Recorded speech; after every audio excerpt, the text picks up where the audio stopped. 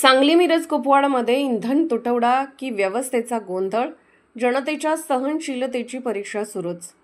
सांगली मिरज कुपवाड शहरात सध्या इंधन पुरवठा विस्कळीत झाल्याची परिस्थिती ठळकपणे जाणवत असून नागरिकांमध्ये भीती आणि अस्वस्थता वाढताना दिसत आहे.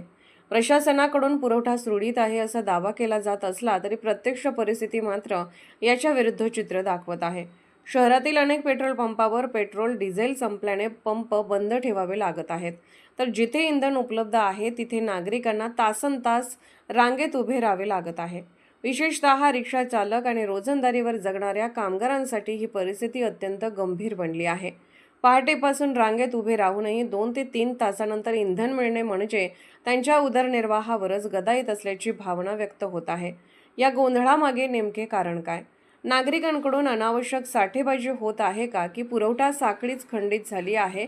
यासोबतच पंपधारक व चालकांना इंधन पुरवठा करणाऱ्या कंपन्यांमार्फत पूर्वी मिळणारी अल्प क्रेडिट सुविधा अचानक बंद झाल्याने पंपधारकांनाही आर्थिक अडचणींचा सामना करावा लागत असल्याची चर्चा आहे. यामुळेच पुरवठा अडखळत असल्याची शक्यता नाकारता येत नाही. दरम्यान अधिकृत रांगेत नागरिक त्रस्त असताना काही ठिकाणी जादा दराने गॅस सिलेंडर उपलब्ध होत असल्याच्या तक्रारीही समोर येत आहेत.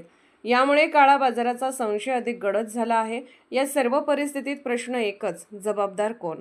प्रशासनाने प्रत्यक्ष मैदानात उतरून परिस्थितीचा सखोल आढावा घेऊन साठेबाजी आणि गैरप्रकारांवर कठोर कारवाई करणे अत्यंत गरजेचे आहे.